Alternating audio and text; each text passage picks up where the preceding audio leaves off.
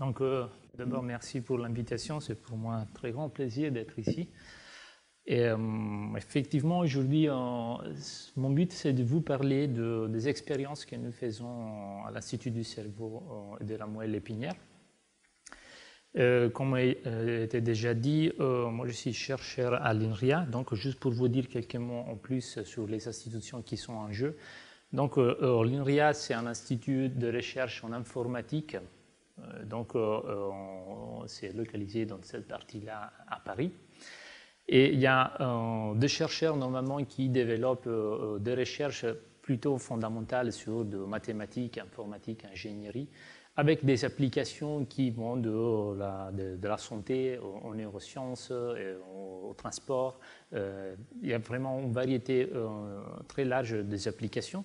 Dans mon cas précis et dans l'équipe où je suis, il y a des applications qui visent plutôt à développer des outils mathématiques pour mieux comprendre le fonctionnement du cerveau dans des conditions physiologiques et aussi dans des conditions pathologiques. C'est la raison pour laquelle physiquement, nous tous sommes localisés à l'Institut du cerveau et de la moelle épinière, qui n'est pas très loin, plus ou moins 20 minutes, c'est Google qui dit 20 minutes avec le métro 6.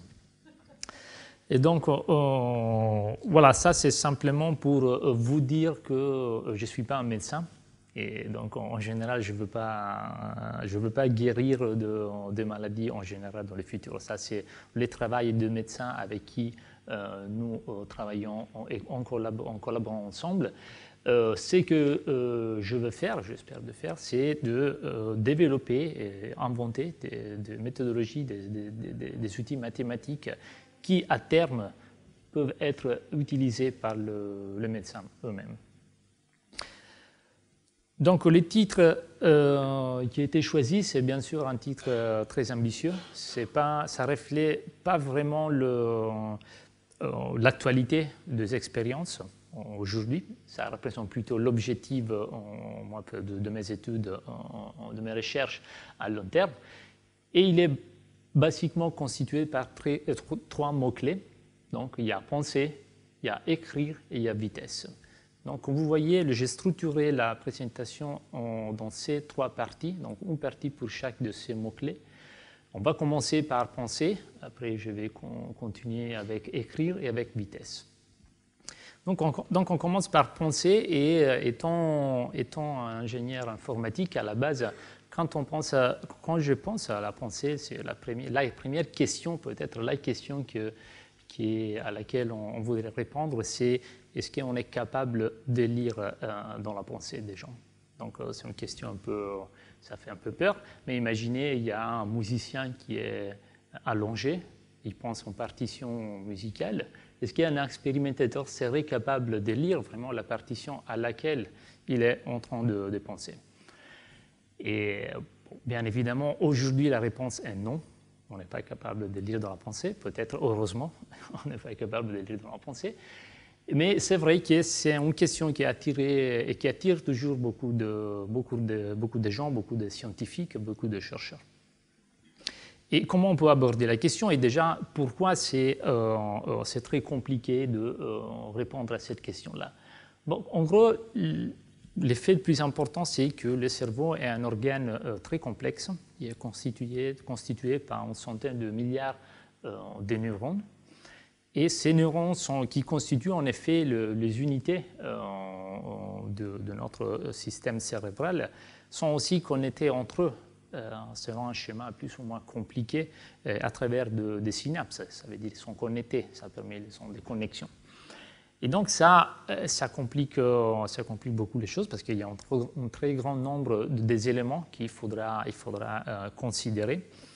Et juste pour vous dire anatomiquement, si vous prenez en considérant la dimension de chaque neurone et vous imaginez de le mettre sur un film en 2 dimensions, donc sur un film, vous avez un film, vous le disposez sur le terrain, et vous disposez chaque neurone un à côté de l'autre. Si vous faites ça avec un cerveau, c'est que la surface que vous allez couvrir, c'est une surface équivalente à 4 terrains de foot. Donc ça, pour vous donner, voilà, ça arrive quasiment toujours à chaque présentation. Voilà, 4 ans de foot.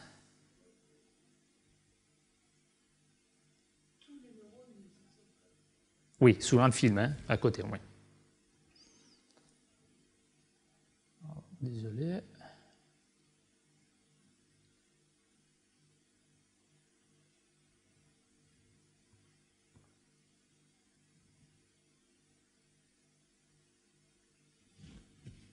OK. Voilà. On parlait de voilà, la complexité anatomique du cerveau. Bien sûr, il y a une autre complexité parce que le cerveau, ce n'est pas que, de la structure, de l'anatomie.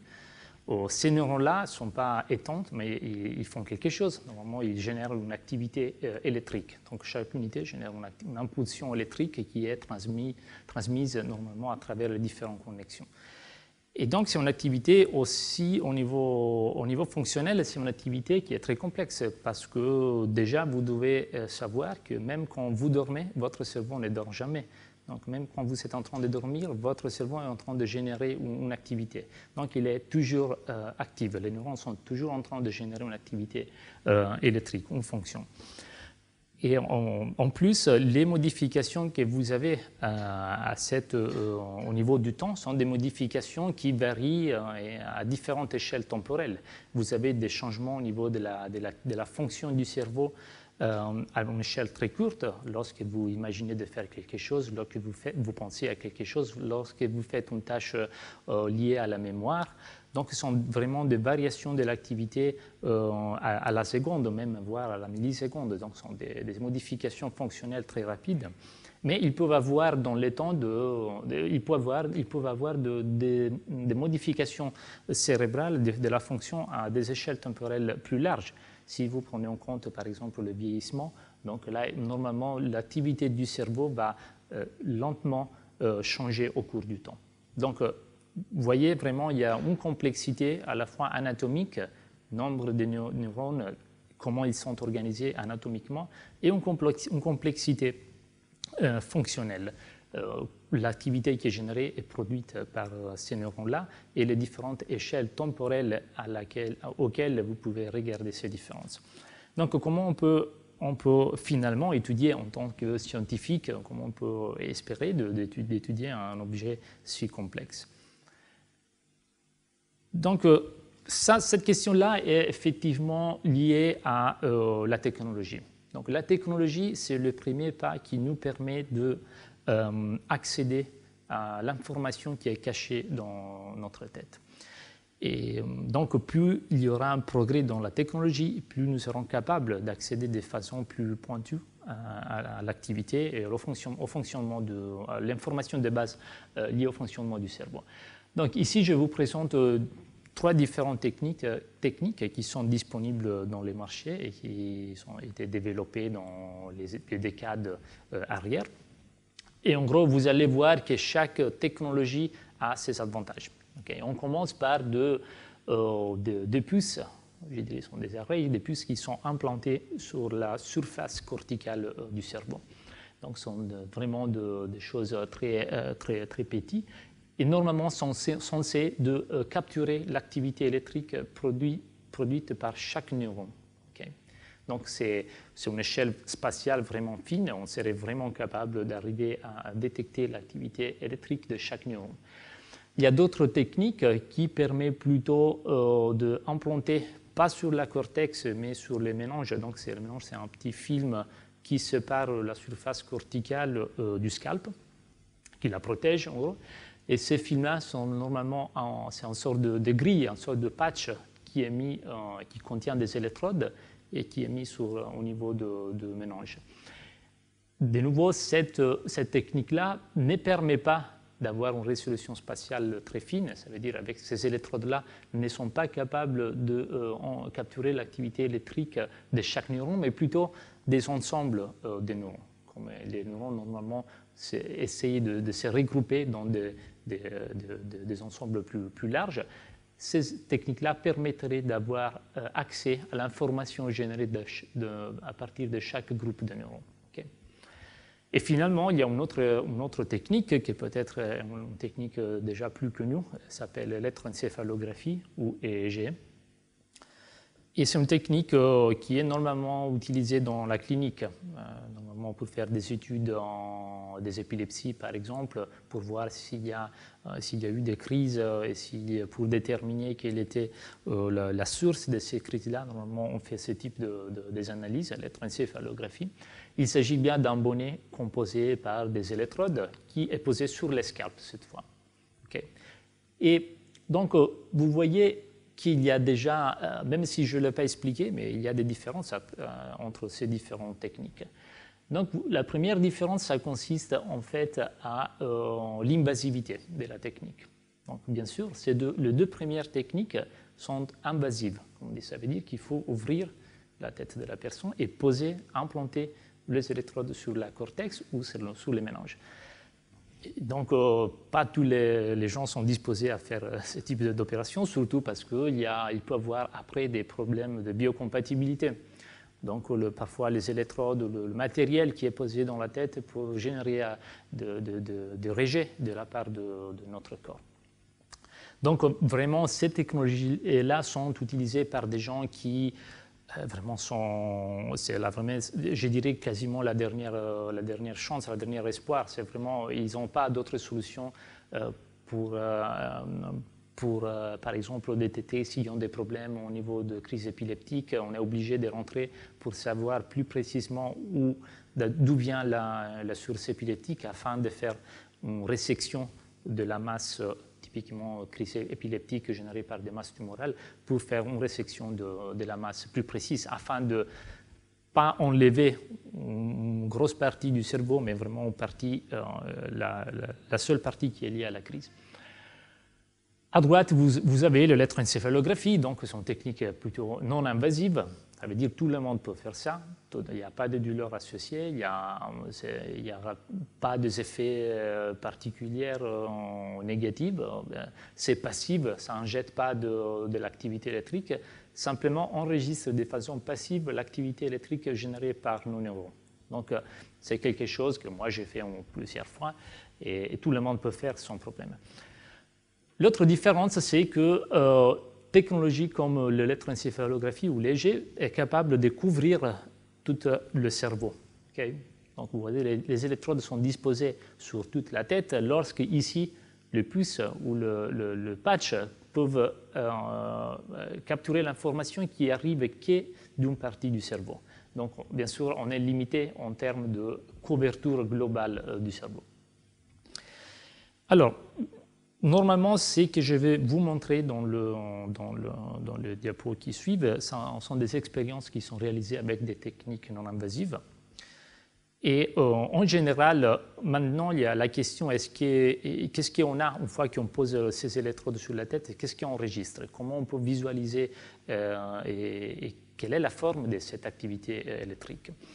Donc, prenez le cas d'un sujet. Donc, ici, je représentais l'activité électrique comme de petites lumières à l'intérieur de la tête. Ça ressemble beaucoup, on est aussi dans la période, ça ressemble beaucoup à un sapin de Noël. Donc, il y a des petites lumières, il y a des choses qui s'allument. C'est un peu, ça reflète la lumière.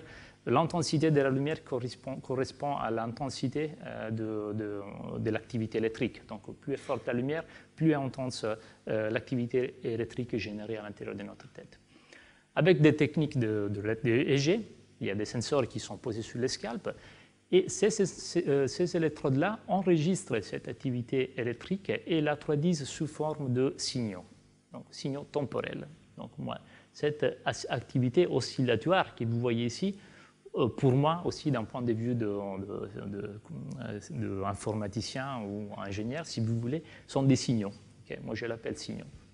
Ce sont des séries temporelles et vous voyez, à chaque fois que vous avez un pic, ici, correspond à une lumière plus forte. Donc, vous avez une association entre les signaux que vous voyez défiler ici et l'activité électrique générée par les neurones.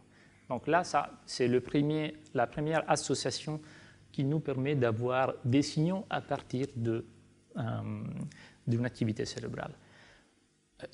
Donc, d'un point de vue d'ingénieur, moi je vois normalement ce type de signaux avec cette forme-là. Vous pouvez numériser ces signaux-là, associés à chaque valeur d'amplitude à un chiffre. Plus est grand le chiffre, plus est forte l'amplitude du signal, plus est forte l'activité cérébrale. Okay? Chaque colonne correspond à l'activité, un signal enregistré dans chaque électrode différent. Et ça, vous voyez comme il défile au cours du temps, qui est ici, le temps défile dans ce sens-là, vertical. Et bon, bien sûr, ce n'est pas facile. Qu'est-ce qu'on peut dire à partir de tout ça? Ça veut dire que ce n'est pas facile. Et vous voyez des chiffres, mais après, il faut quand même quantifier, il faut extraire de l'information pertinente à partir de ces signaux-là. Et c'est ça, essentiellement, je dirais, mon travail. Donc, mon travail principal, c'est vraiment de développer des outils mathématiques pour transformer cet chiffre dans une information utile aux médecins, par exemple. Donc, bien sûr, je ne rentre pas dans les détails de la méthodologie, mais par exemple, une question très souvent, c'est est-ce qu'on peut, par exemple, identifier quelles sont les régions du cerveau qui, avec plus de probabilité, ont généré les signaux enregistrés au niveau du scalp. Donc, en gros, vous pouvez, bon, ça c'est une équation mathématique, mais vous pouvez nommer cette probabilité avec une lettre grecque qu'on appelle xi. Okay? Ça, c'est une formulation plus ou moins, une équation plus ou moins sophistiquée. Je ne vais pas rentrer dans les détails, mais simplement, je vais vous dire que c'est une équation qui prend en compte beaucoup d'informations à partir dans le cerveau, soit la forme du cerveau, et soit l'activité qui est générée par le cerveau soi-même, sous forme de signaux. Et ce qu'on peut faire, c'est projeter sous des modèles du cerveau, ça, ce n'est pas un vrai modèle, c'est pas un vrai cerveau, c'est un modèle qui a été reconstitué par des images de résonance magnétique structurelle. On peut générer des modèles du cerveau et on peut projeter cette probabilité, cette activité estimée de la surface corticale sous forme de couleurs, par exemple. Donc ici, vous voyez, au cours du temps, là, c'était un sujet sain lorsqu'il était en train de rien faire, donc en condition de repos total. Vous voyez qu'il y a des fluctuations de l'activité au cours du temps, aussi assez rapides, je dirais. Ici, vous avez une échelle temporelle à la milliseconde. Chaque couleur ici représente l'intensité de nouveau de l'activité électrique. Donc quand c'est rouge, ça veut dire qu'il y a une augmentation de l'activité. Quand c'est bleu, ça veut dire qu'il y a une diminution de l'activité. Donc vous voyez la complexité de l'image qui quand même a été possible grâce à des outils mathématiques qui permettent de transformer l'activité électrique en chiffres, en niveau numérique. Donc, en gros, ce qu'on peut faire avec tous ces outils mathématiques, bien sûr, c'est le premier point plus important, c'est de mieux comprendre le fonctionnement du cerveau. Et ça, c'est vraiment la question de base de recherche fondamentale. Bien sûr, on peut extraire des modèles de la structure et de la fonction du cerveau et on peut utiliser toutes ces informations pour, à terme, identifier des marqueurs des informations pertinentes qui peuvent être utiles pour prédire, par exemple, de l'évolution de la maladie d'Alzheimer, par exemple, ou d'autres pathologies cliniques. Donc, vous voyez, je dirais que ces trois phases-là sont quasiment chronologiques. Donc, on commence toujours par une question de recherche plus fondamentale, développer les algorithmes. On commence à utiliser ces informations pour modéliser les structures et fonctions du cerveau. Et finalement, il y a une dernière phase, mais c'est la dernière où on va tester ces méthodologies pour voir s'ils ont un pouvoir discriminatoire par rapport à reconnaître à l'avance un type spécifique de maladie. Il y a une autre partie que je vais laisser pour la fin, parce que pour l'instant, dans tous ces trois points-là, permet de caractériser le cerveau. Mais en effet, si vous réfléchissez, ça ne permet pas de vraiment utiliser de façon un peu pratique l'information qui est cachée dans notre tête. Comment on peut utiliser la fonction, comment on peut utiliser toutes ces informations qu'on est en train d'extraire. Est-ce qu'on pourra l'utiliser, par exemple, pour nous permettre d'interagir avec le monde externe? Donc ça veut dire... Est-ce qu'on sera capable de coupler l'activité de notre cerveau avec un dispositif externe à notre cerveau et comment on va interagir avec ces dispositifs externes? Donc, bien sûr, vous connaissez sûrement premières conditions, de premiers objets qui existent déjà dans les marchés, qui sont utilisés. Un exemple sont ceux qui sont appelés des neuroprothèses. Donc, sûrement, les implants cochléaires représentent un exemple très clair de ce type des interactions homme-machine. Dans un implant cochléaire, vous avez le son qui est capturé par un micro. Les micros transforment le son en des chiffres numériques qui sont envoyés après dans une région particulière de l'oreille qui est très proche à la surface corticale. Donc là, c'est déjà un premier exemple très simple d'interface cerveau-machine. Il y a deux bras robotiques qui, pour des gens qui étaient amputés suite à des accidents, par exemple, pourraient être directement mis en contact avec le nerf du bras qui était amputé pour permettre une communication entre la commande qui est typiquement envoyée par le cerveau afin de contrôler un bras robotique. Donc il s'agit des interfaces très particulières parce que vraiment ils sont des interfaces qui communiquent directement avec le cerveau. Okay. Ce que je vais présenter aujourd'hui sont plutôt des interfaces qui permettent plutôt de faire un bypass. Donc, ils ne passent pas par notre corps, mais sont des interfaces qui capturent, enregistrent l'activité cérébrale et l'amènent à l'extérieur de notre corps. Okay. Ils sont des interfaces cerveau-machine ou brain-computer interface, c'est le nom en anglais. Et voici le schéma grossier de comment ça marche. Vous avez un cerveau. De nouveau, vous pouvez utiliser le EEG, l'électroencéphalographie, pour enregistrer l'activité cérébrale sous forme de signaux. Vous pouvez numériser ces signaux-là, les injecter dans une boîte noire où vous pouvez mettre tous les algorithmes, toutes les méthodologies que vous aviez inventées, intelligence artificielle, tout sera caché dans cette boîte noire. Donc, on ne va pas regarder qu'est-ce qu'il y a dedans aujourd'hui. Mais finalement, cette boîte noire est capable de déchiffrer, si vous voulez, l'intention ou l'information pertinente qui est cachée dans notre cerveau et de l'associer à, par exemple, un contrôle d'un curseur sur un écran ou, pourquoi pas, contrôler un dispositif comme un fauteuil roulant où il y a des commandes très simples comme aller continuer à rouler ou arrêter.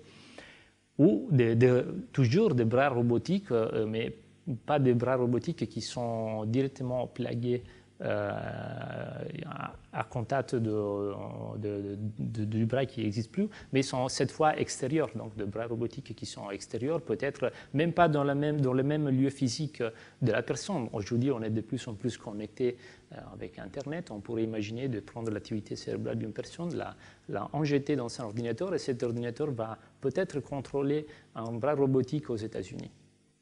Effectivement, ça c'est possible à ce niveau-là. C'est que je voudrais vraiment porter l'attention sur le fait que là, pour l'instant, tout c'est possible. Les problèmes que nous avons en tant que chercheurs, c'est plutôt cette partie-là. Okay? C'est la boîte noire. Parce que là, c'est vraiment la partie plus importante. Il faut être sûr et avoir les meilleurs outils mathématiques pour être sûr de mieux décoder notre activité cérébrale. Parce que si vous envoyez une commande qui n'est pas correcte, on peut faire des bêtises. Donc c'est ça un peu l'état aussi de la recherche actuelle. On essaye beaucoup de travailler sur cette partie-là, mais bien sûr aussi la technologie peut nous aider pour améliorer la qualité des signaux qui sont enregistrés. Donc juste un petit historique sur les premières interfaces cerveau-machine. 1979. La première expérience a été faite sur des singes, donc là c'était un macaque. Je rappelle, c'était une technique, on a utilisé une technique invasive, donc il y avait des électrodes qui étaient implantées dans le cerveau du singe. Et l'objectif, c'était elle devait contrôler un bras robotique externe afin d'attendre la nourriture. Okay. Donc, bien sûr, on ne demandait rien à la singe. Elle était toute seule capable de s'adapter au cours du temps pour moduler sa propre activité cérébrale afin de contrôler le bras robotique pour arriver à récupérer la nourriture. Donc ça, c'était un des premiers essais, effectivement étonnant, donc ils ont un peu choqué toute la communauté, parce que c'était un peu la preuve des principes qu'effectivement on pouvait utiliser ce type de interfaces. 1978, le premier sujet humain à être implanté avec un électrode pour contrôler avec la pensée la trajectoire d'un curseur sur l'écran. Donc là, pour atteindre une cible précise. Ici, c'était la cible. Toujours aux États-Unis, c'était un patient, bien sûr, qui était... C'était pas un sujet sain, c'était un sujet qui avait eu un AVC. Donc, il était malheureusement paralysé. Et c'était un sujet qui n'a pas eu à avoir, même après la réhabilitation, un contrôle efficace de ses bras, même pas de ses jambes. C'était un patient tétraplégique. Donc, il n'y avait pas d'autres vraiment possibilités. Donc, vous voyez, les personnes qui finalement décident d'utiliser des techniques invasives sont des personnes qui n'ont pas de choix, en fait. Soit ils font ça, soit ils font rien. Et avec ça, ils ont lui donné un peu plus de degré de liberté pour essayer, par exemple, de contrôler la trajectoire de ces curseurs-là, okay, pour atteindre une cible précise. Depuis, il y a eu pas mal des évolutions en termes des interfaces cerveau-machine. Donc, simplement, les années 2000, juste pour vous dire, il y avait trois équipes de recherche au monde qui travaillaient sur les interfaces cerveau-machine. 2005, 6-8 équipes de recherche. 2010, il y a plus d'une centaine d'équipes de recherche qui travaillent sur les interfaces cerveau-machine, avec un nombre de publications qui est croissante, publications scientifiques qui est croissante. Et ils ne sont pas que des ingénieurs, ils ne sont pas que des informaticiens qui travaillent là-dessus. Les interfaces cerveau-machine, c'est un domaine vraiment multidisciplinaire qui qui est étudié par différents types de profils, différents types de disciplines. Vous avez les neurosciences, la physiologie, la psychologie, la réhabilitation, bien sûr, les ingénieries, la computer science. Donc là, c'est vraiment un effort commun que nous en montrons aujourd'hui de réaliser afin d'améliorer ces interfaces pour atteindre des objectifs plus pratiques qui peuvent avoir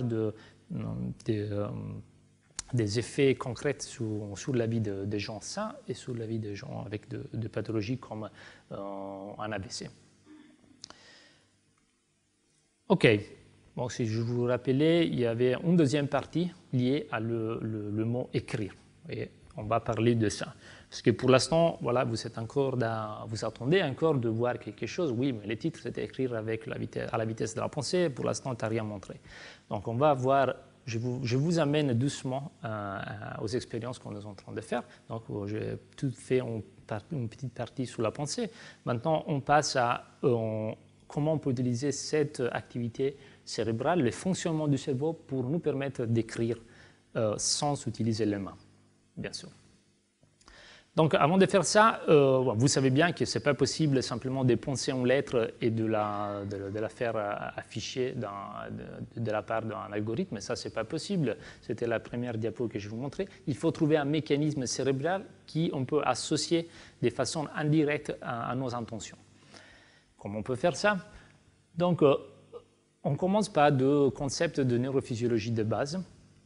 Lorsque vous vous faites un mouvement avec votre main droite, il y a une activité, signature corticale très précise qui est générée par des régions qu'on appelle les régions motrices qui appartiennent à l'hémisphère contralatéral au mouvement effectué.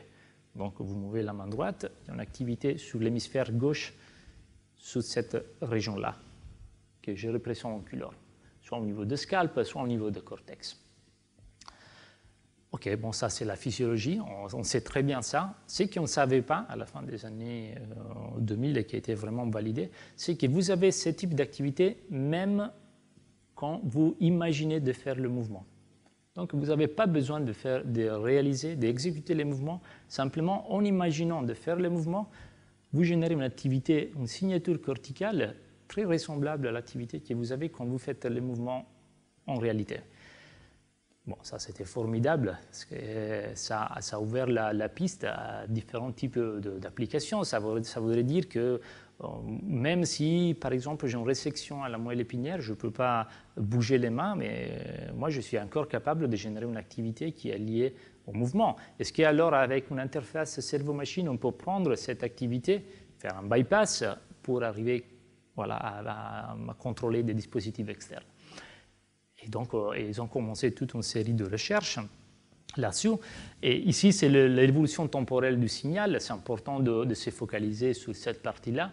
Donc, la courbe noire, c'est l'activité électrique que vous avez au cours du temps pour cette région-là, quand vous faites réellement le mouvement. Donc, vous savez ici, le sujet est en repos. Donc, il y a une sorte de baseline. Il y a des fluctuations qui ne sont pas significatives. Ici, c'est le moment du mouvement. Donc, ici, la personne commence à réaliser les mouvements et vous avez ces changements-là au cours du temps. Bon, c'est très clair, très précis. En rouge, vous avez la même chose, mais quand vous, quand vous imaginez les mouvements. Donc, toujours dans la phase de repos, il ne se passe rien de significatif. Lorsque vous imaginez les mouvements, il y a aussi, bien sûr, ce n'est pas exactement la même, mais il y a aussi une déflexion, un changement au niveau électrique un peu plus faible, mais qui suivent la même forme de l'évolution temporelle que vous avez eue lorsque vous faisiez le mouvement. Et donc, les algorithmes qu'on est en train de développer cherchent à déterminer et identifier cette signature corticale par rapport en phase de repos. Et plus on est capable, plus on est bon à développer des algorithmes, des méthodes numériques qui sont forts à récupérer et à identifier ce changement de l'activité électrique, plus on est capable de mieux utiliser les interfaces cerveau-machine. Et bon, dès là, le pas est très rapproché. Comment alors on peut contrôler, par exemple, la trajectoire d'un curseur sur un écran? Bon, c'est facile. Ce qu'on peut demander à un sujet, c'est de faire l'imagination du mouvement pour, par exemple, contrôler la vitesse verticale, la position verticale d'une trajectoire afin d'atteindre la cible ou non. Et on peut lui demander de rien faire quand il veut, par exemple, toucher, atteindre une cible en bas de l'écran. Okay. Bon, c'est un contrôle très simple, bien sûr, on ne peut pas arriver à contrôler tout. C'est un contrôle binaire, je dirais 0, 1, c'est-à-dire haut, bas, pas plus. Mais c'est quand même quelque chose pour commencer. Et donc, je vous montre des expériences que nous réalisons à l'Institut du cerveau et la moelle épinière. Donc ici, vous avez des conditions typiques de l'expérimentation. Vous avez, ça c'est une salle de contrôle. Donc il y a un expérimentateur qui a devant lui l'écran qui voit aussi les sujets. Il y a d'autres paramètres qui sont affichés, il y a des câbles. Et ici, vous voyez, c'est la chambre où le sujet est assis. Et c'est une chambre qui est fermée pour améliorer l'isolation électromagnétique. Et donc ici, le sujet est en train il y a soit un scanner de magnétoencéphalographie et aussi il y a le bonnet d'électroencéphalographie. On enregistre l'activité cérébrale et si vous vous rappelez, le sujet doit simplement imaginer de bouger les mains pour modifier la trajectoire du curseur et atteindre la cible ou non. Rien faire pour faire bouger le curseur en bas. Est-ce qu'il va réussir ou pas? Et donc vous voyez, bien sûr, au début, il doit apprendre à faire ça. C'est quelque chose de nouveau. Et donc, au début, typiquement, les sujets montrent un échec. Ils n'arrivent pas à comprendre comment ils doivent contrôler leur activité cérébrale pour atteindre la cible. Mais vous voyez que petit à petit, au fur et à mesure, les sujets arrivent bien à comprendre qu'est-ce qu'ils doivent faire pour moduler son activité cérébrale, comment il faut faire cette tâche d'imagination motrice. Et vous voyez qu'à bout d'un certain moment, il arrive à avoir un contrôle, je dirais aussi, un contrôle aussi fin de la trajectoire du curseur pour lui permettre d'arriver à atteindre la cible.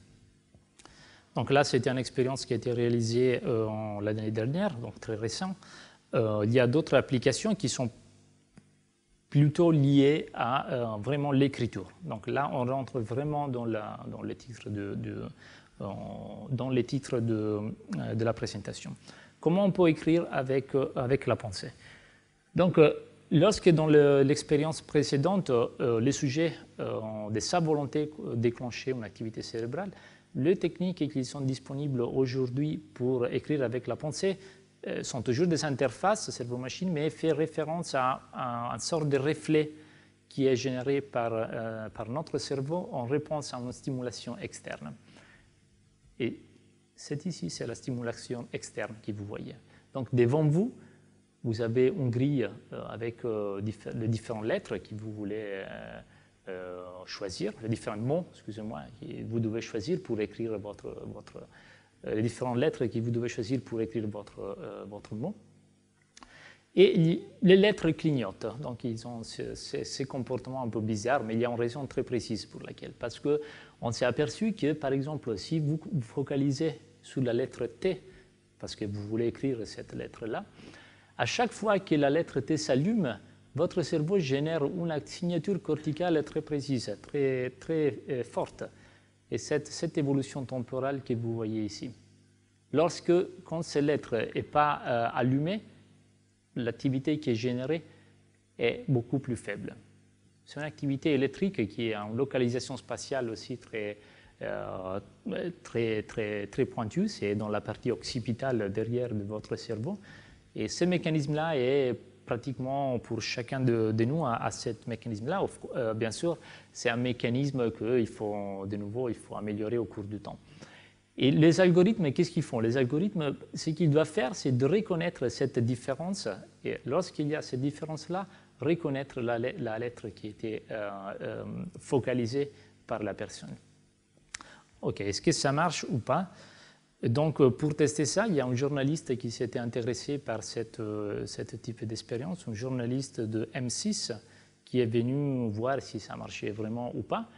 Donc, j'avoue que pour nous, c'était un peu un challenge parce que, voilà, une chose, c'est qu'on fait les choses chez nous, entre nous, en des conditions expérimentales, mais autre chose, c'est qu'il arrive quelqu'un de l'extérieur avec des caméras, avec est-ce que ça marche pas. Donc, nous étions un peu en suppression, mais de la même manière, nous voulions être sûrs de l'efficacité des interfaces cerveau-machine. Donc, on a accepté le défi. On a lui dit, bon, vous pouvez venir, et on va faire ce reportage-là, et on va voir si ça marche. Donc, c'était quelque chose qui a été fait en direct. Donc, il était venu, il n'était pas un sujet qui avait déjà utilisé ces interfaces cerveau-machine. Et je pense que la meilleure chose, c'est laisser la journaliste vous expliquer comment ça marche. Équipé d'un casque couvert d'électrodes, je vais tenter de communiquer par la pensée avec un ordinateur. Plus besoin de taper sur un clavier pour écrire, c'est mon activité cérébrale qui va dicter directement les mots à la machine. Là, je branche ce câble-là qui correspond en fait à toutes les électrodes qui sont branchées. 32. 32 électrodes. Voilà. En fait, toutes les électrodes vont passer en rouge, puisque le contact n'a pas encore été bien contrôlé. Et l'objectif, c'est de faire que tout soit vert. Et on va s'amuser. C'est parti. Ces grandes seringues n'ont pas d'aiguille. Elles contiennent un liquide qui aide à faire la connexion entre mon cerveau et l'ordinateur. Donc, en fait, on insère la seringue dans l'électrode et on injecte du gel. Froid, en fait. Voilà, exactement. Au contact de la peau, c'est un gel conducteur. Hein. Voilà. Une fois le contact bien établi entre mon cerveau et les électrodes, je dois regarder un écran où défilent les lettres de l'alphabet. Et je dois fixer intensément la lettre que je souhaite utiliser pour écrire un mot. Il faut le faire lettre par lettre. D'accord. Donc ici, il faut se concentrer sur le T. Il faut regarder, il faut localiser le T. À chaque fois que je fixerai le T, mon cerveau va transmettre une activité électrique à la machine. T, comme ça, c'est la manière de faire attention à combien de fois elle s'affiche.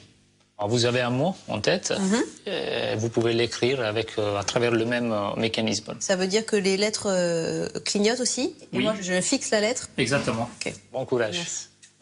Fabrizio me laisse me concentrer.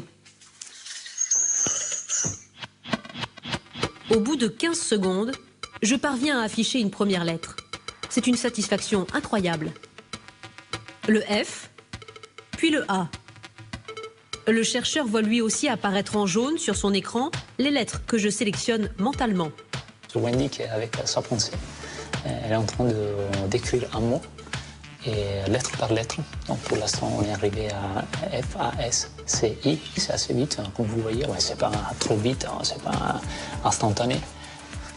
Elle arrive bien à contrôler son cerveau pour écrire. Fascinant. Voilà. En 3 minutes, j'ai réussi à écrire l'adjectif fascinant. Bon, bravo, félicitations. C'est génial. Fascinant, c'était comment? Ah, mais c'est hyper émouvant. Hein. Quelle sensation vous avez? C'est hyper émouvant. Bah, c'est incroyable. Quand la première lettre s'est affichée, j'étais toute heureuse. Mais vous avez fait aucune erreur en plus, non? Mais en plus, j'ai pas forcé, quoi. Alors, je me suis bien concentrée sur la première. J'ai vu que ça fonctionnait. La deuxième aussi. Puis après, j'ai fait genre, je compte un peu moins, tout ça. Et je reste un peu... Voilà, deuxième fois. Heureusement, on a quasiment terminé, donc... Ok, donc pour nous aussi, c'était une satisfaction incroyable, je dois dire. Mais c'était un cas exceptionnel, je dois dire. Pas tous les gens, quand ils arrivent la première fois, ils arrivent à ils arrivent à contrôler comme ça 100% et à écrire avec la pensée. Donc, parfois, il faut aussi de la chance dans la vie, et c'était le cas pour nous, pour cette journée-là. Et donc, vous avez vu qu'à un moment donné, on parlait de vitesse. On a pris 3 minutes pour écrire fascinant. Et c'est ça c'est maintenant qui rentre en jeu le troisième mot dont je vous parlais au début, vitesse. Parce que ces interfaces-là, il faut les améliorer, parce que bon, c'est bien d'écrire avec la pensée, mais 3 minutes pour écrire fascinant, c'est pas terrible. Et pourquoi on a besoin de 3 minutes? En gros, c'était 15 secondes par lettre, parce que les algorithmes ont encore du mal à bien reconnaître l'intention de la personne à partir de ces signaux-là, qui parfois sont bruités, parfois ils contiennent aussi d'autres informations qui ne sont pas liées à l'intention du sujet. Donc il faut vraiment essayer d'améliorer les algorithmes, d'améliorer aussi les connaissances de comment ça fonctionne notre cerveau lorsqu'on utilise une interface cerveau-machine. Et une fois qu'on peut améliorer ça, on pourra aussi améliorer la vitesse de ces interfaces cerveau-machine pour des applications beaucoup plus pratiques. En fait, ici, vous voyez, c'est une étude qui a été publiée en 2013 qui vous montre un peu quelles sont les performances des sujets quand ils utilisent des interfaces cerveau-machine. Donc ici, c'était une 50aine de sujets volontaires. Et ici, vous avez la performance. La performance, c'est un chiffre qui va de 0 à 100. Quand c'est 100, ça veut dire 100%. Vous avez réussi totalement à utiliser l'interface cerveau-machine sans faute. Okay. Quand vous avez un peu moins, ça veut dire qu'il y a des fautes. Vous n'avez pas écrit fascinant parfaitement, vous avez écrit fascinante, vous vous êtes trompé. Okay. Donc quand c'est 100, c'est un bon signe. Quand c'est un peu moins, ça veut dire qu'il faut un peu plus d'amélioration. C'est une amélioration bilatérale. Soit la personne doit apprendre à faire mieux la tâche, soit l'algorithme doit mieux reconnaître et interpréter les signaux. Si vous avez les performances, vous voyez que il y a des gens qui sont très mal au début, très mauvais au début. Bon, 50%, ce n'est pas terrible. Il y a d'autres personnes qui ont entre 60 et 70. Il y a aussi des super bons sujets. Probablement, la journaliste doit être quelque part ici. Ici, c'est le nombre de personnes pour chaque catégorie. Et donc, vous voyez, c'est vraiment variable. Bon, peut-être c'était lié à la question que quelqu'un m'avait posée au début. Est-ce que chacun de nous a la même vitesse? Non, c'est variable, c'est comme toutes les choses. Est-ce que quelqu'un est plus bon pour apprendre à aller au vélo, d'autres il prend plus de temps? C'est une question d'apprentissage. Il faut apprendre à faire ça comme on apprend à faire toute autre chose.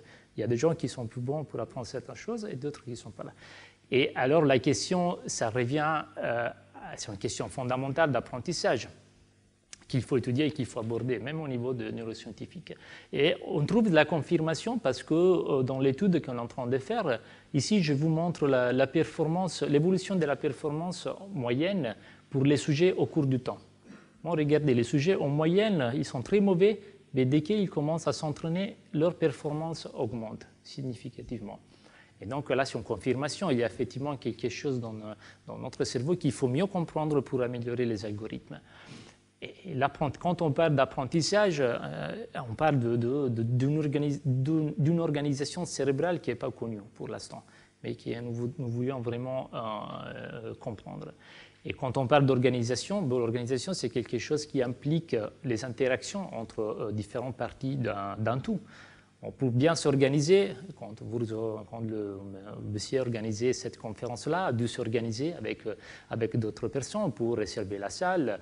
Donc l'organisation implique différents types de personnes, différents types de unités dans un système. Et donc ce qu'on va faire, et donc ça c'est la dernière partie, les recherches que nous menons maintenant sont des recherches qui visent à étudier les cerveaux comme une sorte de réseau.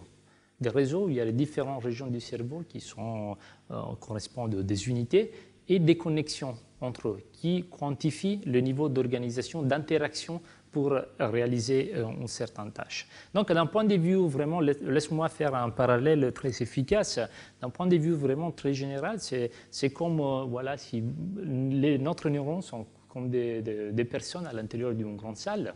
La grande salle représente la tête. Et chaque personne correspond à un neuron. Okay? Donc là, il se passe évidemment quelque chose. C'était un parti. Il y a des gens qui parlent entre eux. Bon, il y a ces formes des groupes, des gens qui parlent entre eux. Il y a des relations un peu plus privilégiées, un peu plus intimes entre couples de personnes. Et bien sûr, forcément, comme tous les partis, il y a toujours le DJ qui est toujours isolé. Il ne parle pas jamais avec personne parce qu'il doit mettre la musique. Donc c'est vraiment un élément isolé. Mais le message ici, est-ce que le parallèle avec les cerveaux, est-ce que nous sommes dans la même condition? Ça veut dire que nous voulons étudier les cerveaux en tant qu'un réseau de connectivité, un réseau de communication, mais nous n'avons pas accès à ces réseaux-là. Donc il faut l'estimer, il faut la deviner si vous voulez. Et la seule chose qu'on a à disposition pour deviner les interactions entre les différentes régions du cerveau, ce sont les signaux que je vais vous montrer au début. C'est l'activité cérébrale. Donc la question, est-ce qu'on est capable d'établir les interactions entre les différentes régions du cerveau à partir de leurs signaux, de leur activité. Et donc la question, ça revient un peu à cette question-là. Imaginez-vous qu'il y a 4 personnes qui sont en train de parler dans l'autre salle, on ne le voit pas, et ce qu'on a à disposition, c'est que les signaux audio. Donc il y a quelqu'un avec un micro qui a enregistré leur voix, arrive chez vous et vous donne sur un papier ces signaux-là. Et il vous demande, est-ce que vous êtes capable de me dire qui sont les personnes qui sont en train de se parler, simplement en regardant l'évolution temporelle de ces signaux. Maintenant, si je vous pose la question, est-ce que quelqu'un de vous serait capable de me dire quel couple est en train de se parler, simplement en regardant les signaux? Comment? Premier, troisième. Et c'est effectivement le cas. Donc, il n'y a pas...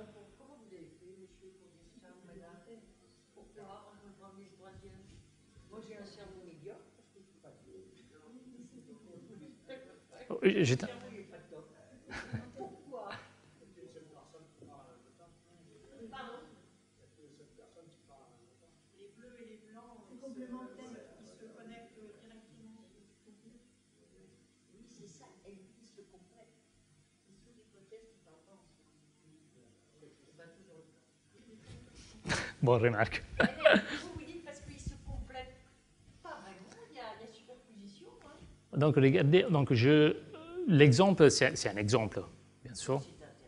C'est un exemple. Donc effectivement, on suppose que quand on parle, les gens attendent qu'ils nous laissent terminer de parler.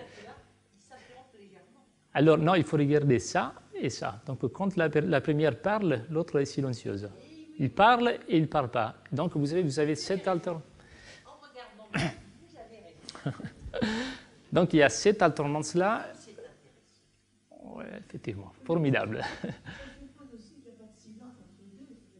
Oui. Oui, mais bien sûr, ça c'est un exemple. C'est un exemple. Ce qu'il faut vraiment garder dans cet exemple-là, c'est que l'opération mentale que vous avez faite, c'est une opération, c'est une mesure mathématique qui existe et qui s'appelle cross-corrélation. C'est la corrélation qui est faite entre deux signaux. Donc, même si vous ne connaissez pas la mathématique, vous voyez, c'est possible. C'est possible. Ça vous dit qu'effectivement, il y a la possibilité, à partir de ces signaux-là, d'établir une connexion. Et donc, nous, on va utiliser le même principe à partir des signaux cérébraux. Donc, on va reconstituer si vous voulez, un réseau de connectivité, de communication entre les différentes régions du cerveau, avec le même mécanisme. Il existe des mesures plus ou moins sophistiquées, mais qui sont basées toujours sur des théories de la mathématique ou de la physique statistique. Donc, une fois qu'on a reconstitué, estimé, si vous voulez, les interactions entre les différentes régions du cerveau, vous avez quelque chose comme ça. Donc, un objet que nous appelons réseau ou graphe.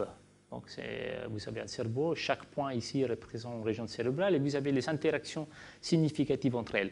Ce qu'on va faire, nous, est qu'on va quantifier l'information topologique qui est à l'intérieur des réseaux sous forme d'un graphe comme ça.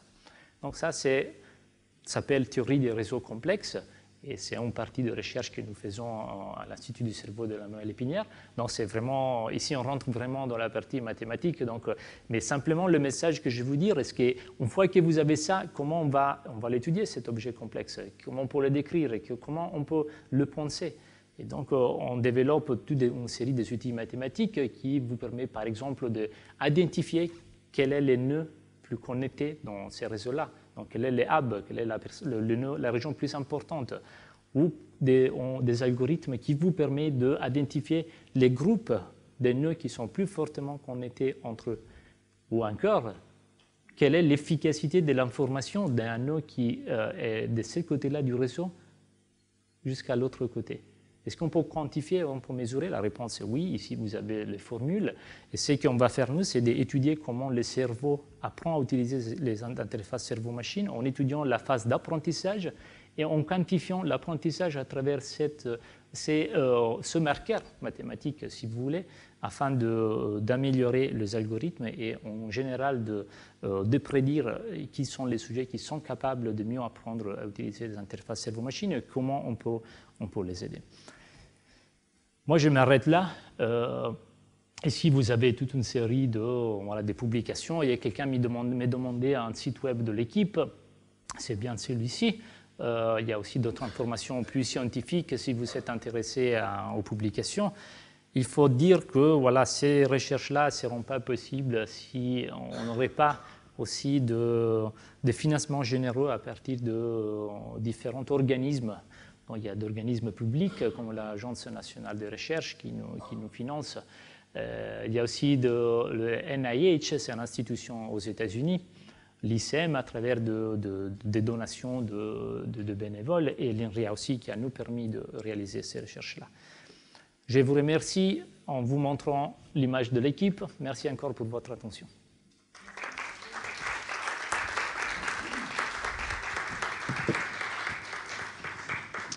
Merci beaucoup. Alors maintenant, nous allons passer aux questions. Alors, madame, là-bas.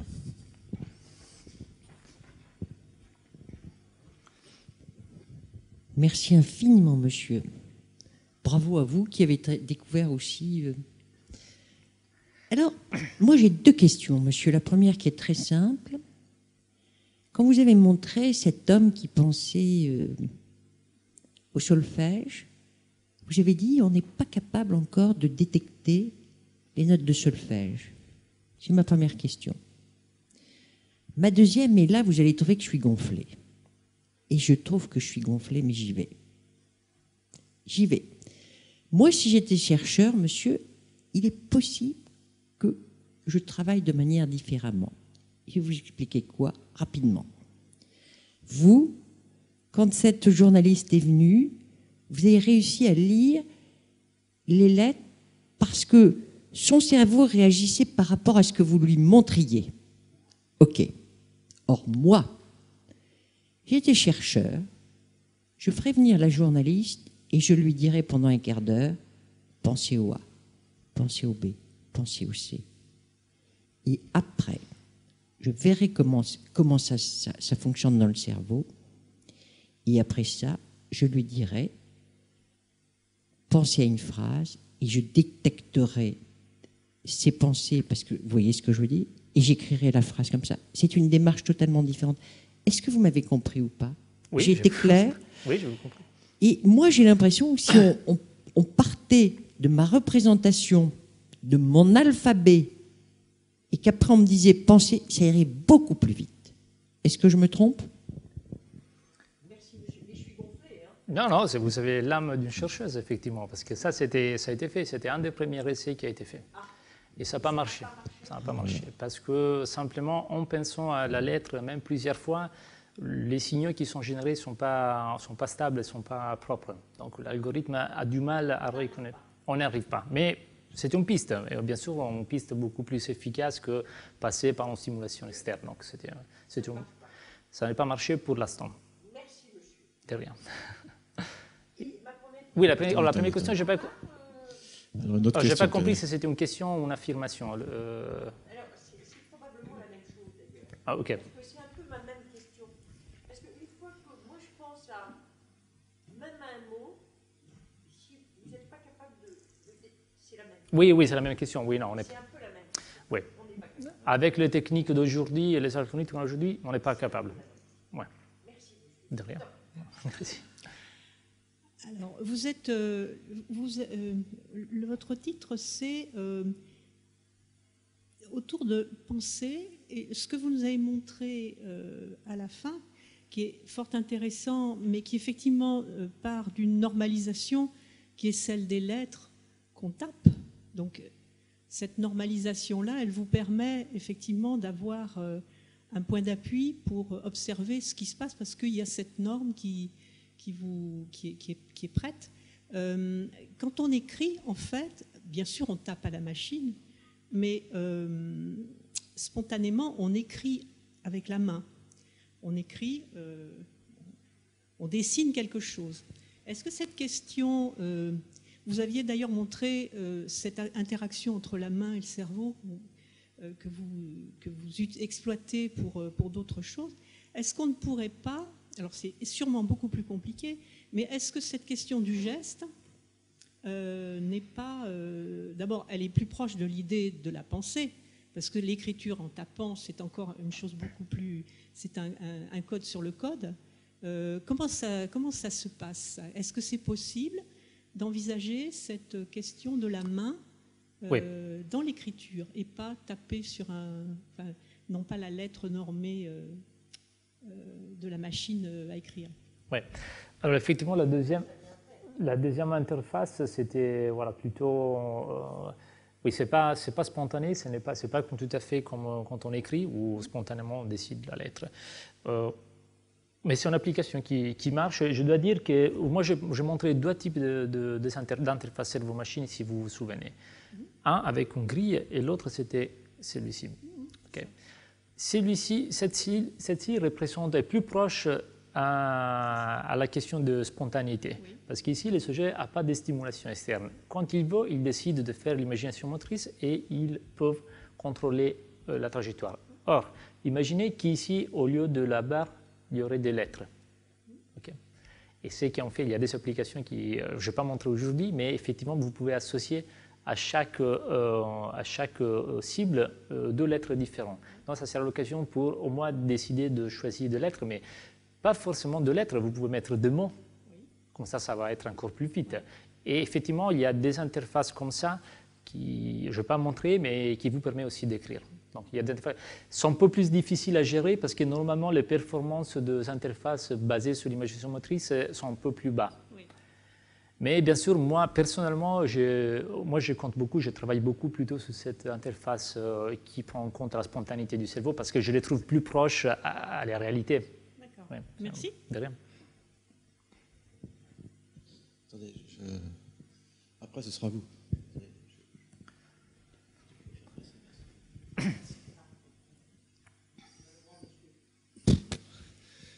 Vous croyez qu'on va découvrir le code neuronal dont parle Stanislas Dehaene? Excusez-moi? Vous croyez qu'on va découvrir le code neuronal dont parle Stanislas Dehaene? Je ne sais pas. Alors, moi, ce que je pense, moi, est-ce que je suis plutôt sûr que tôt ou tard, on va arriver à avoir une idée beaucoup plus précise de ce qu'on pense. Okay. Après, il y a toute une série de questions éthiques. Qu'est-ce qu'on va faire si on est capable de lire dans la pensée d'autres personnes?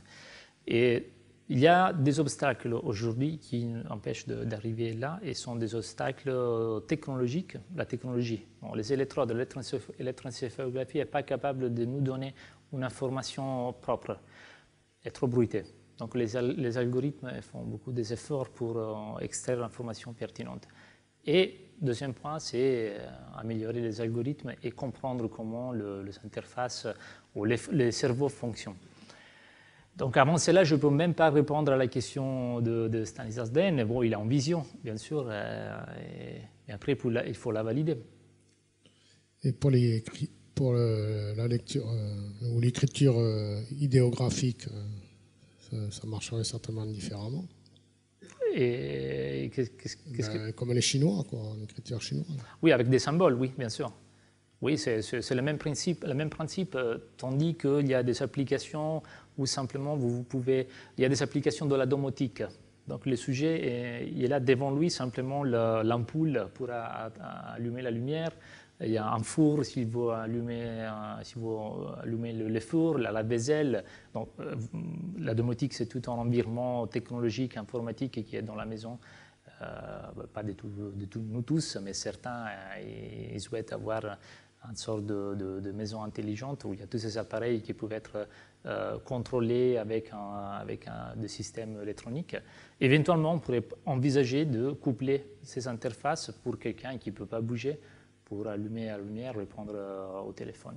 Oui. Donc on peut associer des images aussi, pas seulement de lettres. Et vous avez des contacts avec Neuralink?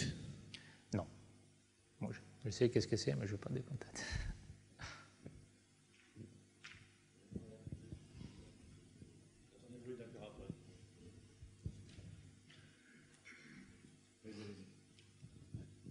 Bonjour, je voulais savoir parmi les personnes qui étaient des cobayes là, est-ce qu'après avoir fait ces exercices, ces apprentissages, est-ce qu'ils ont parlé d'un ressenti différent? Belle question, belle question. En fait, c'est qu'on cherche, et que, voilà, ça fait partie du mot apprentissage. Alors les sujets, au début, surtout dans ce type d'interface cerveau-machine, au début, on leur demande de faire une tâche d'imagination motrice.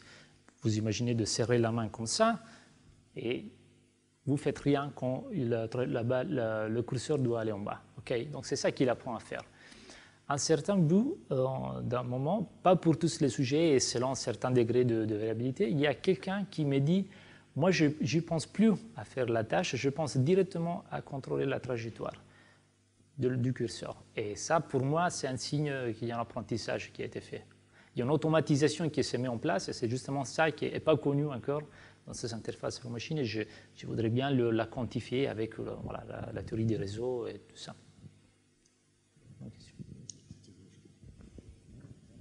Oui, moi je voudrais savoir, j'ai deux questions. La première, vous avez montré un singe. Ça veut dire qu'il y a une pensée animale, bien sûr, puisque vous n'avez pas défini la pensée, mais enfin vous donnez un certain nombre de choses là-dessus. Est-ce que vous avez fait la même chose sur les souris ou bien un autre animal? Ça, c'est ma première question. Et ma deuxième question, c'est pour le diagnostic du coma. Est-ce qu'avec ces techniques, on peut voir l'état du coma, où il y a quelques niveaux, etc. Merci pour les questions. Ce sont des questions tout à fait pertinentes. Alors, première question, moi, je ne travaille pas sur les animaux. Donc, mais j'ai des collègues, même à l'étranger, qui font ça. Et il est de plus en plus intéressant pour eux de voir si ces interfaces peuvent marcher avec la souris, par exemple. Il y a un collègue à l'école polytechnique à Lausanne, en Suisse, où il a mis un stimulateur musculaire dans la moelle épinière d'une souris et qui était paralysée. Okay. Et donc, cette interface était vraiment implantée au niveau de la moelle épinière, était capable de prendre ces signaux-là qui arrivaient à la moelle et les transformer sous forme d'impulse musculaire pour faire bouger les jambes. Et donc, c'est incroyable parce que le souris arrivait effectivement à marcher, même s'il était paralysé avec. Donc, bien sûr, il y a des expériences qui sont faites basées sur le même principe, pas sur l'homme pour l'instant. Et la deuxième question, c'était par rapport au coma. Oui. Effectivement, la question qui s'était posée il y a 5 ans, 10 ans, quand on parle avec des gens qui sont en coma ou dans un état de conscience altéré, bon, qui n'est pas normal. Il y a différents types de conscience altérée. Le coma, c'est un des niveaux plus mauvais. Est-ce que la personne est capable de comprendre que vous êtes en train de lui parler? Bien sûr, il ne peut pas donner des signes comportementaux, il ne peut pas bouger, il ne peut rien faire. Mais est-ce que le cerveau répond au moins à cette question-là? Et là, c'était un papier qui a été publié en Science, je ne me rappelle plus les années, je pense aux années 2000 quelque chose, où il montrait, pas avec cette technologie, mais avec un IRMF, c'est une image par résonance magnétique fonctionnelle, que lorsqu'on demandait au sujet qui était en coma, aux patients qui étaient en coma, d'imaginer ou de répondre à certaines questions, il y avait une région du cerveau qui s'allumait à chaque fois qu'il peut. Ce n'était pas lié à l'électricité parce que ce n'était pas de l'électroencéphalographie, mais il y avait, disons, une activité indirecte liée à l'électricité. Okay. Et donc, maintenant, il y a beaucoup d'équipes qui sont en train d'exploiter cette premier résultat pour mettre au point éventuellement de machines qui permettraient à la personne en état de conscience altérée de communiquer de façon très basique. Il ne faut pas s'attendre des discours. Mais déjà, oui ou non, parfois, pour quelqu'un qui ne peut pas bouger du tout, peut-être quelque chose. Oui, excusez-moi. J'avais remarqué donc sur le graphique qui montrait l'activité électrique des neurones avant l'acte de pensée, qu'il y avait un creux. Donc, est-ce que vous avez une explication de la raison pour laquelle tout d'un coup le signal semble s'effondrer avant de remonter? Vous parlez peut-être de ça. Oui, ça c'est un mécanisme, disons, très connu. Et ça vient de l'électroneurophysiologie. Donc, normalement, ces deux flexions-là sont liées à une capacité de synchronisation des neurones qui sont liés à la région motrice. Donc simplement, là c'est en condition de base, donc les neurones sont en train de rien faire, donc il y a quand même des oscillations de base, parce qu'il y a une communication de base entre eux. Quand vous avez cette déflexion-là, ça correspond vraiment à une accumulation d'électricité. Et donc, ça veut dire que plusieurs neurones sont en train de répondre de manière plus forte parce qu'ils sont sollicités, parce que ces régions-là, ces neurones-là sont responsables de réaliser les mouvements. Donc, ils doivent s'activer plus. Et donc, c'est effectivement ça que vous pouvez enregistrer. Mais ce n'est pas un neuron, c'est la somme de plusieurs neurones qui sont impliqués.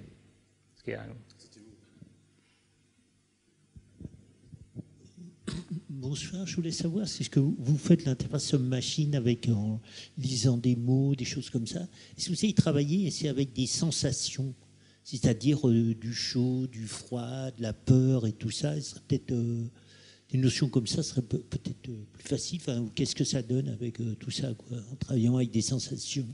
Donc, en demandant au sujet d'évoquer des sensations, c'est ça? C'est ça, oui. Évoquer des sensations, puis de voir ce que vous lisez, etc. Est-ce que cette voie-là, est une voie intéressante? Est-ce que vous arrivez à avoir des résultats, des choses comme ça? Oui, chercher vraiment d'autres mécanismes. Voilà, moi, je vais vous montrer que deux mécanismes. Après, je dois dire que je vais montrer le mécanisme qui marche. Ça veut dire le fait que je ne vais pas montrer d'autres manières de faire fonctionner les interfaces cerveau-machine, ça ne veut dire pas que ça n'existe pas, ça veut dire plutôt que ça ne marche pas, malheureusement.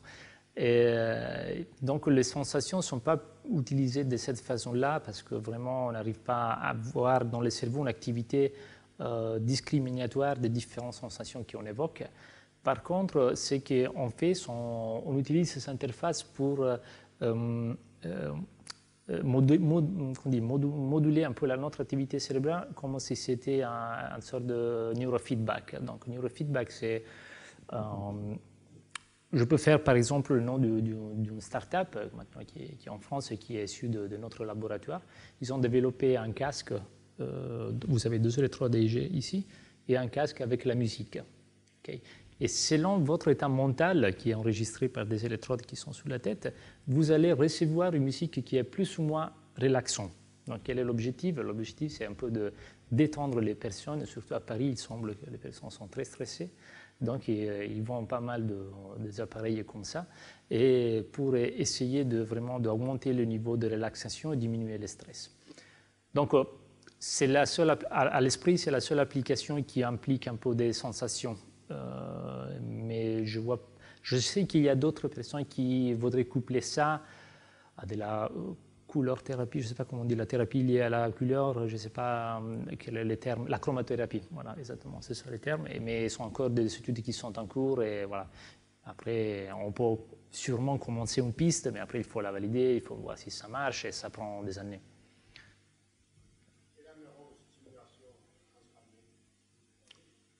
Oui, ça marche, ça veut dire, il ne faut pas y croire ou pas, ça veut dire que c'est effectivement des impulses externes qui sont envoyés au cerveau, et moi je l'ai testé moi-même. Et ce sont des antennes, des grosses antennes qui envoient des impulses électromagnétiques qui sont capables de traverser le scalp, et sans rentrer physiquement dans le scalp, ils traversent le scalp et ils activent des régions du cerveau. Ça veut dire qu'il permet à ces régions-là de générer une activité électrique qui, à ce moment-là, n'est pas décidée par les sujets, pas évoquée par les sujets, mais vient de l'extérieur. Moi, une fois, ils m'avaient appelé, comme je suis chercheur, donc par nature curieux, je voulais tester ça, et ils ont mis l'amplitude de la stimulation un peu trop élevée. Et je me rappelle que sans ma volonté, ma main s'est ouverte quand il a déclenché l'impulse. Effectivement, il y a des applications, oui, pour... sportive, oui, même pour l'application clinique, mais on est vraiment au début, ça veut dire qu'on est vraiment en train de comprendre aussi quels sont les effets à long terme de cette stimulation-là. Mais effectivement, c'est un champ intéressant. Et chez nous aussi, il y a des gens avec qui on collabore sur cet aspect-là. Vous nous avez dit qu'on avait réussi à faire des mouvements à une souris qui était paralysée, ou tétraplégique, je ne sais pas. Au niveau de l'homme, est-ce qu'il y a des expériences qui ont été tentées? Et si oui, lesquelles? Et sinon, il y a un problème éthique qui fait qu'on ne fait rien? Oui, non. Normalement, quand on travaille avec les humains, c'est toujours avec des techniques de l'électroencéphalographie non invasives. Parce que dans la souris, c'était invasif, mais voilà, ça veut dire qu'à un moment donné, l'animal doit être sacrifié. À un moment donné, et parce que tu as des problèmes, il y a des problèmes de biocompatibilité encore. Et donc, dans l'humain, on cherche à éviter ça. Mais c'est le même mécanisme. Donc, ils ont couplé ces interfaces cerveau-machine. Donc, il y a la personne paralysée avec un bonnet, des électrodes. Et il y a je n'ai pas des images ici, mais il y a des appareils robotiques qui permettent d'améliorer la marche. Donc, ils sont une sorte de jambes mécaniques. Voilà, merci, des exosquelettes qui seraient contrôlés par les impulses. Oui. Et disons que plutôt qu'avoir un effet, pour l'instant, plutôt qu'avoir un effet pratique dans le sens où je peux tranquillement penser à marcher en utilisant mon activité cérébrale, elle est plutôt une technique pour améliorer la réhabilitation. Parce que la réhabilitation, de toute façon, passe pour la réhabilitation des muscles, mais aussi par la réhabilitation du cerveau. Donc, le cerveau doit se réorganiser après un AVC, soit réorganiser après une résection de la moelle épinière. Et donc, cet couplage permet d'accélérer la reconfiguration de l'activité cérébrale. Donc, pour l'instant, ils sont beaucoup utilisés, mais plutôt pour améliorer la neuroréhabilitation. On est encore loin de voir des gens qui marchent dans la rue avec la pensée. Merci. Quelle est la résolution spatiale que vous pouvez espérer avec ce type de méthode? La résolution pratiquement dépend de la technique qu'on a utilisée. Avec l'électroencéphalographie, c'est 2-3 cm, donc pas beaucoup. Pas beaucoup. Nous perdons toute l'information des neurones qui sont entre 2-3 cm. Il y a des améliorations algorithmiques, comme j'avais vous montré au début de la présentation, qui permettraient d'arriver millimètres. Donc vous savez déjà qu'il y a une limite, enfin, compte tenu de la qualité du signal que vous avez, même en développant des techniques d'analyse de corrélation très sophistiquées, vous ne pourrez jamais descendre en dessous d'une certaine taille. Vous le savez déjà. Nous le savons déjà. Et comment est-ce qu'on peut franchir cette barrière? Est-ce que c'est en couplant avec d'autres types de recueil de signaux? Vous n'avez pas parlé de la magnétoencéphalographie. Est-ce que ça peut être complémentaire? Est-ce que ça peut être meilleur? Une autre technique. Est-ce qu'il y a encore d'autres pistes? Oui, bien sûr, il y a d'autres techniques de neuroimagerie, comme par exemple la résonance magnétique fonctionnelle. Mais la résonance magnétique fonctionnelle, c'est un scanner qu'on ne peut pas bouger. Ça coûte beaucoup. Et donc, ce n'est pas pratique, en gros. Donc, même imaginez quelqu'un, lorsque vous pouvez acheter un système électroencéphalographie chez vous, un IRM fonctionnel qui, par contre, a une résolution spatiale beaucoup plus fine, ne peut pas être utilisé par tout le monde. Ça coûte millions d'euros. Donc, il faut toujours avoir un compromis. Ça dépend après, je ne sais pas, quelqu'un qui est très riche pourra toujours décider de se faire construire une résonance magnétique. Est-ce que vous avez fait, vous avez montré un modèle de graphe là? Est-ce que vous avez fait la comparaison entre les différentes techniques, par exemple l'IRM, l'EEG, etc. Est-ce que vous aboutissez au même résultat? Alors, c'est vrai que quand on intègre l'information des différentes techniques, ça améliore, c'est sûr. Donc, je ne vais pas montrer ici, mais on a montré par exemple qu'en intégrant l'information de EEG, l'électroencéphalographie et magnétoencéphalographie, vous avez une amélioration de performance. De nouveau, c'est le côté pratique. Le magnétoencéphalographie, c'est un gros scanner, on ne peut pas le bouger. Donc, en principe, oui, les jours que la technologie permettra d'avoir ces techniques-là à une échelle plus petite, on parle de miniaturisation de la technologie.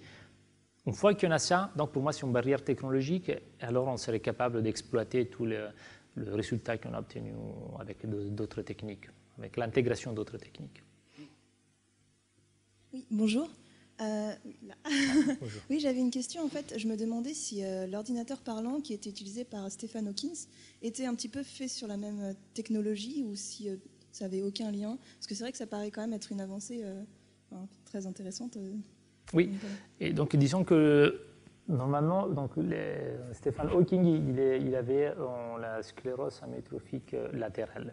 Donc, sur maladie neurodégénérative, il y a différentes étapes de progression. Normalement, quand des gens qui souffrent de la maladie comme lui, ils utilisent plutôt le mouvement des yeux pour aller directement communiquer. Mais il y a à un moment donné, l'état de la maladie est tellement avancé qu'on ne peut même pas contrôler le mouvement des yeux, voire même pas le bouger. Et donc, dans ces cas-là, comme dernière possibilité, effectivement, je pense qu'il avait testé aussi des techniques de interface cerveau-machine en utilisant l'activité cérébrale, qui, par contre, était encore intacte à cet état-là. Mais du coup, c'était parlant, c'était encore plus... et il parlait quand même... Oui, parce qu'il parlait disons que une fois que vous êtes connecté à l'ordinateur, après afficher une lettre ou la faire dire de la part de l'ordinateur, les pas, c'est pas ça la partie compliquée. Une fois que vous avez reconnu, l'algorithme a reconnu une lettre, après que vous l'affichiez, vous la faites dire par un ordinateur, c'est pareil, c'est simplement... Vraiment, la partie commande, c'est la partie moins problématique. Parce que là, une fois que vous avez bien reconnu le message, l'intention de la personne, vous pouvez faire tout ce que vous voulez. Merci. Vous avez, pendant les premières images, montré un musicien qui était en sommeil paradoxal et qui voyait donc des partitions. Qu'est-ce que ça donne, ces études en domaine, sur le sommeil paradoxal? C'était un exemple que je vous montrais simplement pour vous dire qu'on n'est pas capable de lire dans la pensée. Et je sais qu'il y a la Pitié-Salpêtrière, j'ai des collègues, ce n'est pas ma spécialité, mais ce que je peux vous dire, c'est qu'il y a des collègues qui sont en train de faire ces études dans les sommeils paradoxaux pour comprendre ce qui se passe dans leur cerveau et éventuellement comment on peut les aider. Et, je pense qu'ils n'ont pas encore de résultats définitifs. Donc, les expériences... Non, là, c'est un autre cas. Là, c'était, imagine. Mais ils sont en train d'appliquer des méthodes plus ou moins similaires pour voir s'il y a des signatures qui permettraient, par exemple, soit de prédire si on peut éviter des accidents lorsqu'on est en train de sommeil paradoxal, ou voir si on peut corréler l'information cérébrale, le fonctionnement du cerveau, pour mieux identifier s'il y a des médicaments qui pourraient être administrés aux patients. C'est plutôt le professeur Arnulf, Isabelle Arnulf, qui est responsable du sommeil, mais Nakache, il est dans la même... on est à côté. Donc bien sûr, parfois c'est aussi un effort interdisciplinaire et je pense que Lionel Nakache est aussi impliqué dans cette étude-là, bien sûr. Alors, une ou deux questions encore, là. Est-ce qu'il y a des volontaires? Oui, attendez, alors, il y a deux questions, deux personnes. Monsieur, puis après, ce sera vous.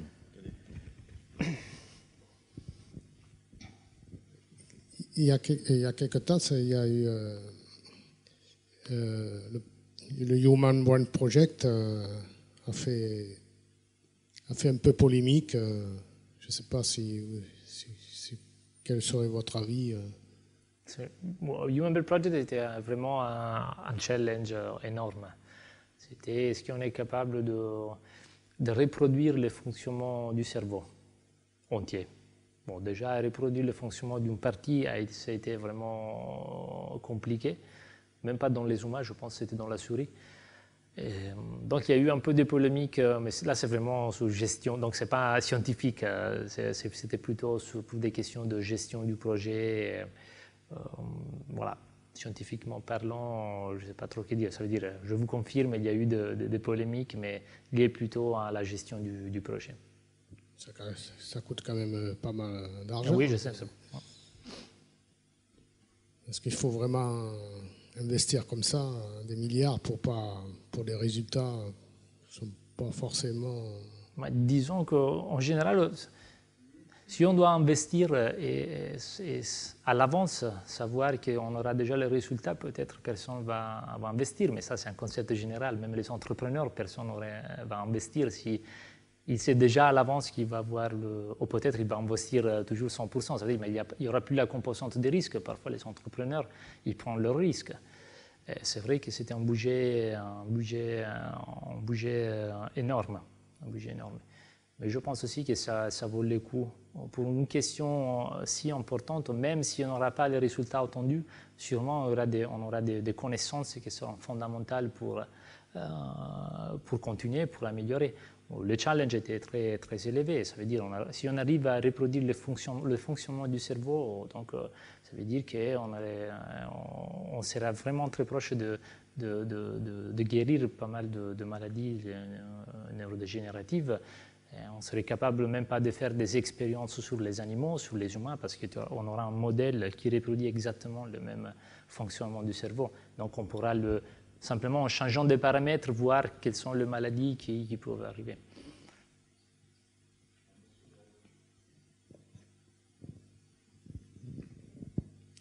Est-ce que les algorithmes de reconnaissance de lettres que vous utilisez sont sensibles à la typographie de la lettre, voire à la typographie, à l'écriture même? Oui, bien sûr. Là, c'est vraiment une partie, comme je disais tout à l'heure, interface cerveau-machine, c'est un effort multidisciplinaire. Cette partie-là, je dirais plutôt liée à l'ergonomie ou la qualité du feedback, du retour qui est donné au sujet est très important.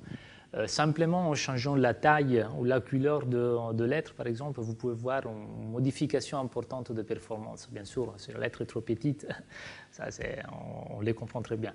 Mais il y a aussi d'autres effets un peu plus particuliers. On peut faire améliorer le type de retour en faisant glisser un peu la lettre quand elle s'affiche. Donc il y a toute une série des améliorations que j'appelle en partie ergonomie, pour améliorer les retours. Ouais. Très bien, je pense que nous allons nous arrêter là. Je vous remercie de votre participation et puis bonne soirée à tous. Merci.